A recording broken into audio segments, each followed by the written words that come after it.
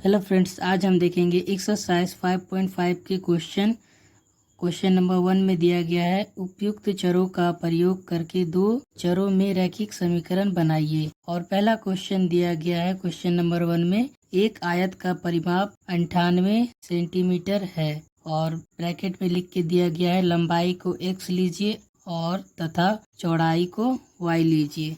तो यहाँ पर हम ले लेते हैं लंबाई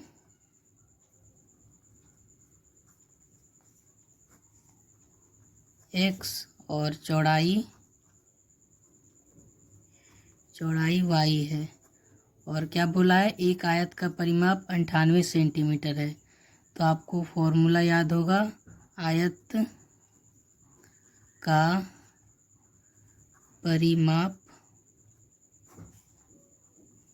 का परिमाप फॉर्मूला होता है 2 गुना लंबाई प्लस चौड़ाई।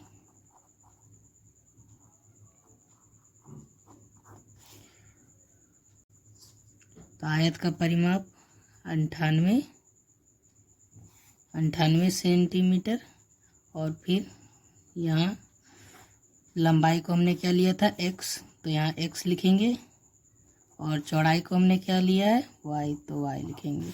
यानी इसका आंसर हो जाएगा 2x + y बराबर 98। तो ये हो जाएगा क्वेश्चन नंबर 1 का आंसर। अब हम देखेंगे दूसरा प्रश्न। दूसरे प्रश्न में दिया गया है एक पिता की आयु पुत्र की आयु के 2 गुने से 10 वर्ष अधिक है। तो यहाँ पर हम लिखेंगे माना पुत्र की आयु x वर्ष है और पिता की आयु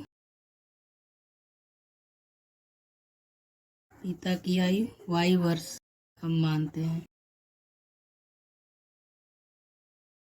तो यहाँ पर बोला गया है एक पिता की आयु पुत्र की आयु के 2 गुने से 10 वर्ष अधिक है। तो ये हो गया, माना पिता की आयु y है तो पिता की आयु पुत्र की आयु x वर्ष है और 2 गुना है, 2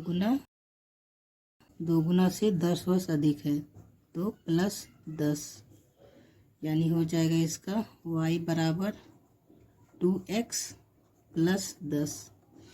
ये हो जाएगा क्वेश्चन नंबर 2 का आंसर। अब हम देखेंगे तीसरा प्रश्न। तीसरे प्रश्न में दिया गया है एक संख्या दूसरी संख्या से 10 अधिक है। तो यहाँ पर हम माना एक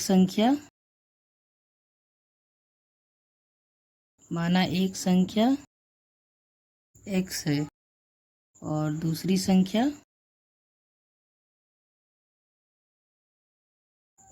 संख्या मान लेते हैं y है। तो यहाँ बोला गया एक संख्या क्या है x और बोला गया है दूसरी संख्या से 10 अधिक है। तो दूसरी संख्या से 10 अधिक है तो 10 अधिक और दूसरी संख्या, यानी इसका आंसर हो जाएगा x + 10 बराबर y। ये हो जाएगा क्वेश्चन नंबर 3 का आंसर। अब हम देखेंगे चौथा प्रश्न। चौथा प्रश्न में दिया गया है 2 किलोग्राम सेब तथा 3 किलोग्राम संतरों का मूल्य 120 है। x तथा y को प्रति किलोग्राम सेब तथा संतरों को क्रमशः मूल्य लीजिए। तो इसको इस तरह से बनाएंगे। यहाँ पर हम मान लेंगे सेब x है और संतरा y है। तो यहाँ पर अब लिखेंगे 2x + 3y बराबर 120।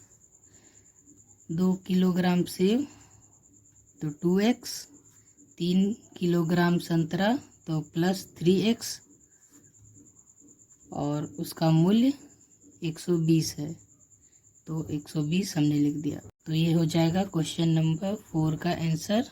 आगे दिया गया है सत्य या असत्य लिखिए। और क्वेश्चन नंबर 2 में पूछा गया है x इज इक्वल टू 0 और y इज इक्वल टू 3 समीकरण 3x plus 2y minus 6 is equal to 0 का हल है। तो यहाँ पे हमें दिया गया x बराबर 0 और y बराबर 3 और समीकरण है 3x प्लस 2y माइनस 6 बराबर 0। अब यहाँ पर हम मान बैठा देंगे x और y का, तो 3 इंटू 0 हो जाएगा, फिर प्लस 2 इंटू वाई का मान है 3 तो 3 माइनस 6 बराबर 0। अब इसको गुना करेंगे, 3 इंटू 0 हो जाएगा 0 प्लस 3 इंटू 2 6 हो जाएगा माइनस 6 बराबर 0 और प्लस 6 माइनस 6 यहाँ हो गया 0 बराबर 0, यानी ये सत्य है। तो ये हो गया क्वेश्चन नंबर 2 का आंसर। अब हम बनाएंगे तीसरा प्रश्न। तीसरे प्रश्न में भी बताना है कि यह सत्य है या असत्य है और समीकरण दिया गया है और मान दिया गया है।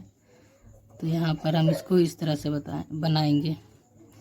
तो यहाँ पर दिया गया है x बराबर 2 और y बराबर 5 और समीकरण हमारे पास है 5x प्लस 2y बराबर 10 और हम यहाँ पर x का मान बैठाते हैं।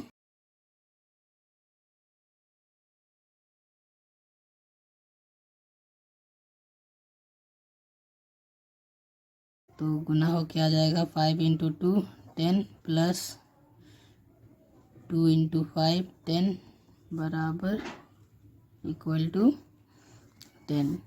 तो ये हो गया 20 इक्वल टू 10। तो अब 10 नहीं आया है तो ये हो जाएगा असत्य। तो ये हो गया क्वेश्चन नंबर 3 का आंसर।